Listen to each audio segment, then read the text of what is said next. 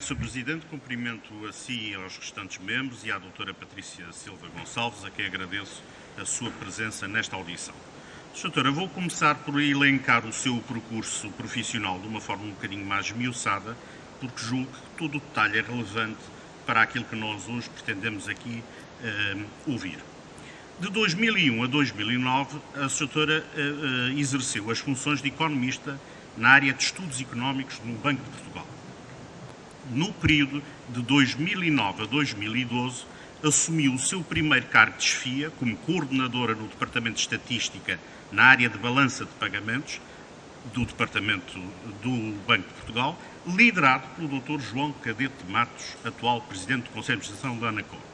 Curiosamente, é o mesmo cargo que ele ocupou a quando da criação deste departamento, em 1993. Neste período exato, foi colega do Dr. João Manuel Coelho, atual vice-presidente da ANACOM, pois este era coordenador de outra área no mesmo Departamento de Estatísticas, no período de 2004 a 2011, a altura em que o Dr.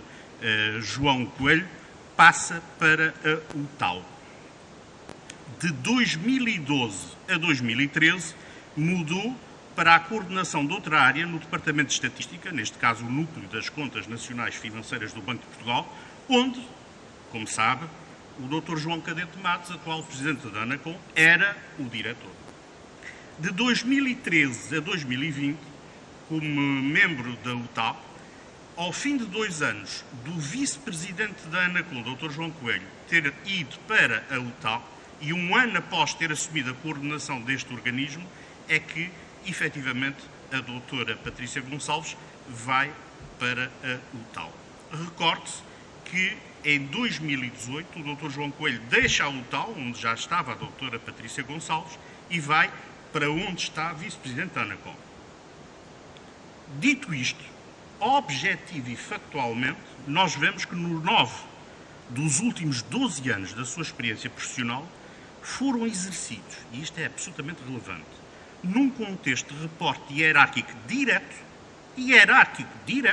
ou ao Dr. João Cadete Matos, atual Presidente do Conselho de Administração da ANACOM, ou ao Dr. João Manuel Coelho, atual Vice-Presidente da ANACOM. Portanto, estes são factos históricos constantes do seu período. Bom, como sabe, do artigo 25º dos Estatutos da ANACOM, é fundamental a independência dos membros do Conselho de Administração. Mas, porquê é que isto é muito relevante? Porque o modelo de governança da ANACOM assenta em mandatos de 6 anos, muito rígidos, com exceções muito específicas consagradas na lei, em que, sendo um órgão colegial, constituído atualmente por 5 membros, sendo que por este facto um é presidente e outro é vice-presidente, havendo um terceiro membro, como é o caso, proposto, indigitado, que tem uma dependência hierárquica fortíssima, que não será inusitado presumir que naturalmente tem uma boa relação profissional e de companheirismo, como é que se pode garantir a independência da tomada de decisão face a um histórico de relação hierárquica desta? O PSD não compreende, não consegue vislumbrar, por muito que seja a boa intenção, como é que se garante essa independência. Pois é uma relação que eu diria que, de forma quase clara, nos impede de ter a boa-fé de atender a este princípio de independência. Por esta razão histórica objetiva. Mas, neste momento, era absolutamente fundamental que o elemento agora indigitado para o Conselho de Administração tivesse a capacidade de ser um elemento que quebrasse o ciclo de litigância, de animosidade, que é comum, que já referimos várias vezes e que é causador, nomeadamente, de um processo de instalação do 5G em Portugal que está emparrado e que nos coloca no fim de todos os países da União Europeia a terem o 5G. Aliás, a doutora, na sua intervenção inicial, fez um rol de boas intenções para a persecução destas tarefas, mas há aqui um fator que para nós é altamente preocupante e que eu diria que inviabiliza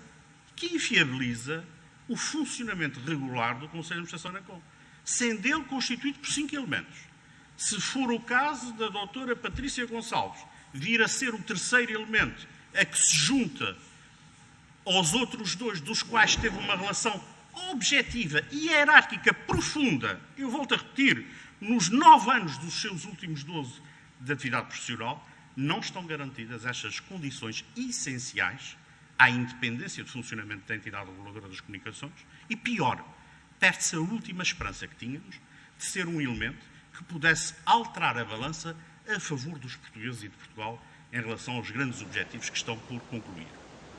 Segundo aspecto, poderia Vossa Excelência ter conhecimento do sector. Parece-nos relevante que um membro para uma entidade reguladora pudesse ter uma especialização ao nível da concorrência, um mestrado, um estudo aprofundado na área da concorrência. Não é o caso. Tem uma carreira brilhante, de facto, mas como economista. Ponto. Pensei, bom, terá eventualmente uma passagem na área das comunicações eletrónicas, no tradicional sector das telecomunicações, conhece o mercado, conhece os players, conhece os desafios. Não se vê uma única linha para além do utilizador de PC que a ligue ao sector das comunicações. Portanto, não há qualquer justificação que possa abonar a esta indigitação. Sr. Presidente. Muito obrigada, Sr. Presidente. Queria começar por agradecer as questões colocadas pelo Sr. Deputado Paulo Muniz e Paulo Neves. Relativamente à primeira questão sobre o meu percurso e o meu currículo. De facto, nos 12 anos de atividade no Banco de Portugal, trabalhei durante 4 anos com o Presidente da ANACOM, o Dr. João Cadete de Matos, a quem reconheço uma elevada capacidade de gestão e de liderança e de visão estratégica das organizações. O Dr. João Cadete de Matos era diretor e eu era coordenadora de nível intermédio. Na mesma altura e nos mesmos anos, fui colega do vice-presidente da ANACOM, o Dr. João Miguel Coelho, e depois vim desempenhar aqui na UTAU, num ambiente de colaboração, também funções na unidade por ele chefiada. E a quem reconheço também uma elevada capacidade de gestão e que teve um papel muito importante na afirmação das análises realizadas por esta unidade.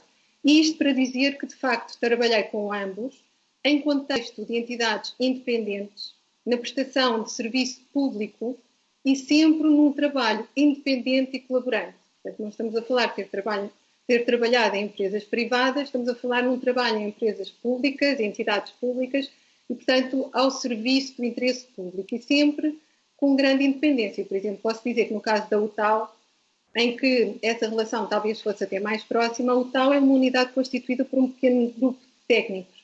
Técnicos esses altamente especializados e com elevado grau de responsabilidade nas funções que desempenham.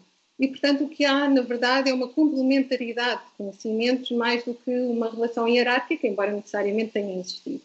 E, portanto, vejo até como uma mais-valia o facto de ter trabalhado com ambos no decurso do meu percurso profissional, não só porque, deste ponto de vista, conhecem também o trabalho que eu desenvolvi, mas sei que a ANACOM conta no seu Conselho de Administração, na sua presidência, com 2 pessoas fortemente independentes e absolutamente determinadas na defesa do interesse público.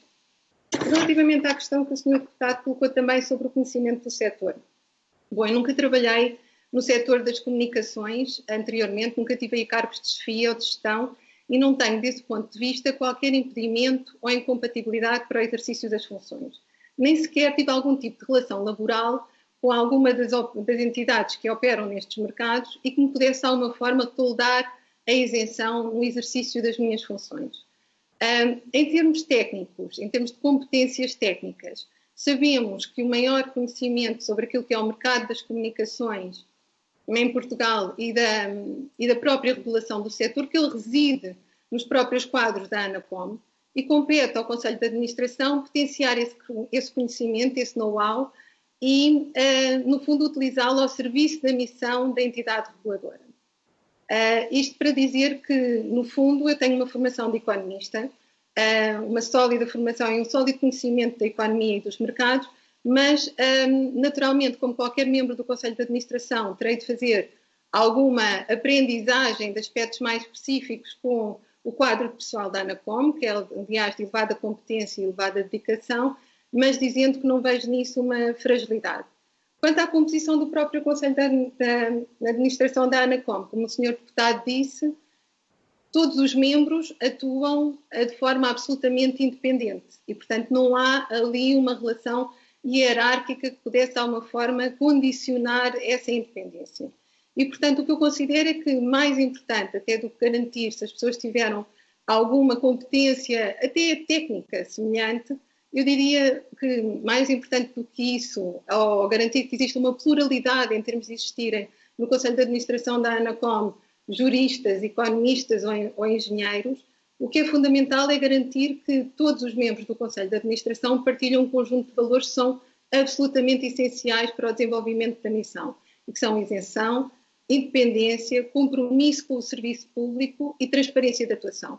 E considero que, em termos do meu currículo, tenho provas dadas nessa matéria, porque todas as entidades onde eu trabalhei, e nomeadamente esta última da UTAU, sabemos que está sempre sujeita a um elevado escrutínio público, escrutínio político, e, portanto, penso que essas condições estão perfeitamente salvaguardadas.